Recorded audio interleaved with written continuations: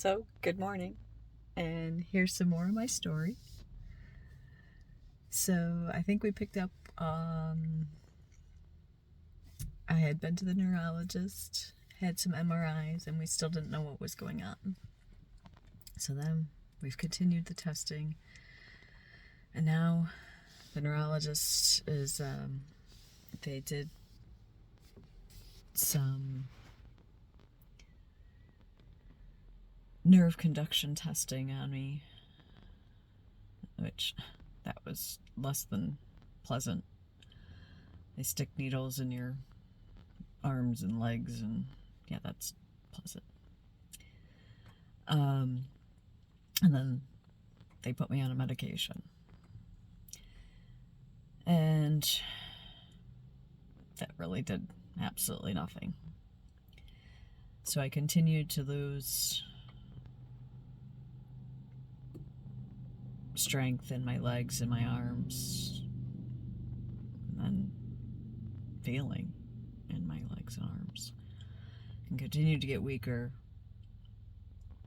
And the months continued to go on, and then 2022,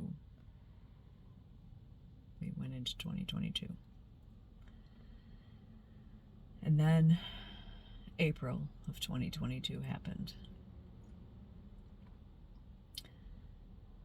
and that was when it really got bad.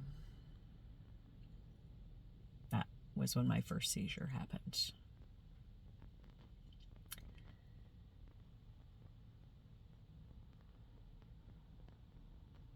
That was the most terrifying experience of my life.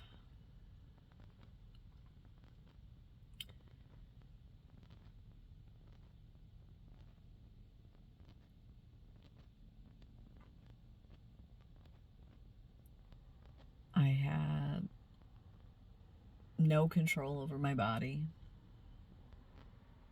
I could hear everything that was happening around me, but I could not move any part of my body. I couldn't breathe. I could hear everything, every word that everyone was saying around me. All the distress that everyone was in. But I was completely paralyzed.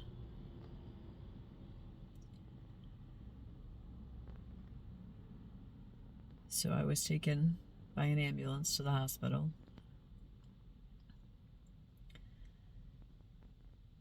I had another seizure in the ambulance, so they gave me some medication to stop the seizure. I don't even recall getting to the hospital because of the medication that they gave me.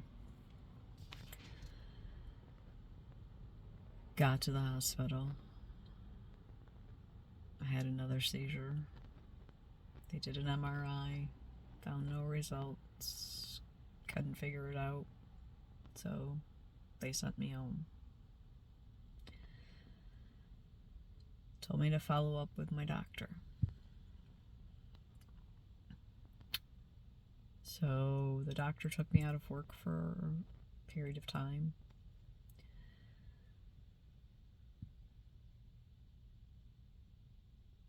Went back to work after a week or so. Was coming home from work,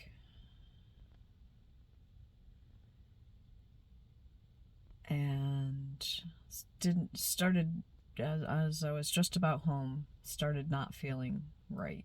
Something was just off. All of a sudden got a tightness in my chest, lightheadedness and whatnot, and I just thought, I just want to get home. I'm almost there.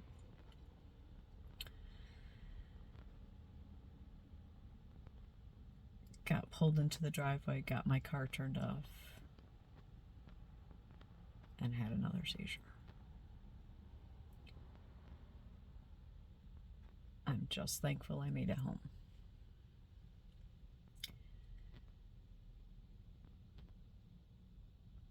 that was the last time I was able to drive for an entire year.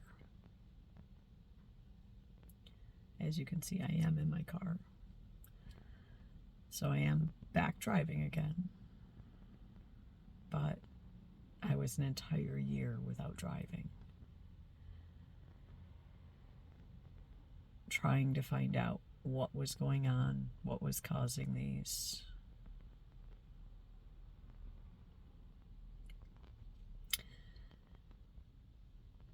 I had to get another neurologist to be able to figure it out. It was crazy.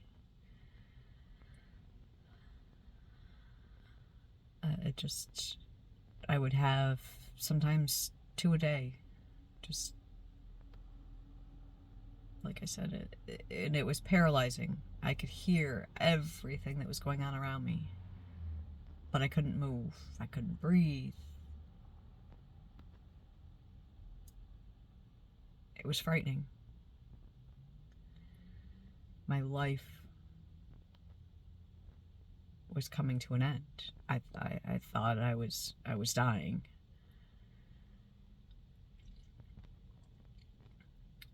No one could figure out what was wrong with me.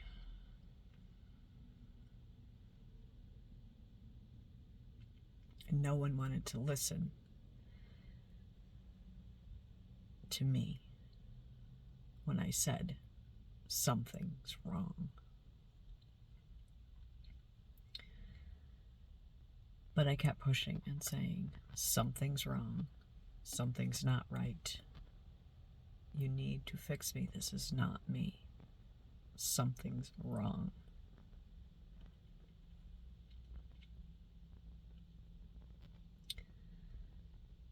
So I kept pushing. And I got a new doctor. I got a new primary doctor. And then I got a new neurologist.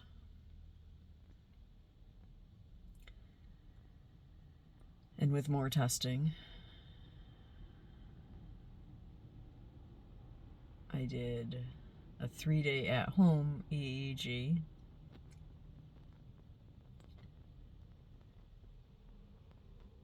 With not a lot of results from that.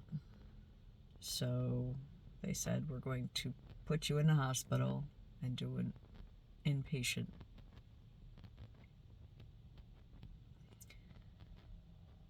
So I said, okay.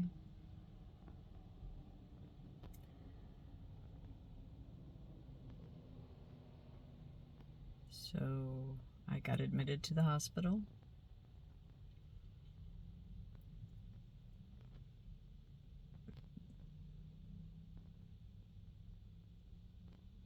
And they said, we are going to force you to have the seizure so we can figure out if this is neurological or stress-induced.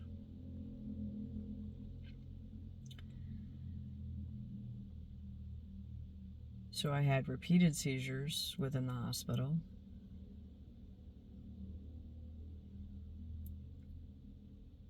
And I had to take somebody with me. So my mom was there by my side for the 2 days that I was in the hospital. It only took them 2 days to find the answer when I was in the hospital.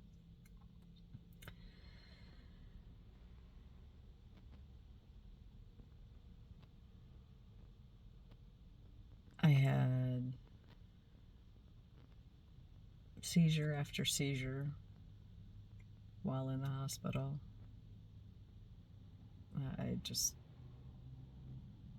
It was the worst feeling in the world. And this was January of 2023. Now we've gone from April of 21, when this started, to now January of 2023 to get to this point, to find an answer.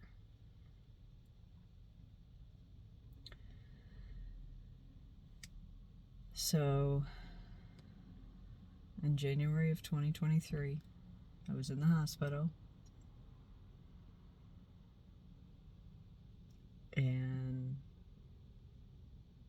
that's when they found out that this was called psychogenic non-epileptic seizures. And they're caused by trauma, caused by stress, caused by PTSD in my past. So they recommended therapy, and thankfully I went into therapy and have not had a seizure since January.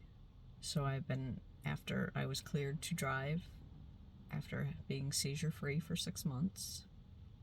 So in June, I was able to start driving again. So there's been a lot of work on my part, more on my part than the therapist's part. But that's more to come in another video, but it's been a long road. I still have long ways to go, but that's why I'm doing this YouTube, as part of my help for myself.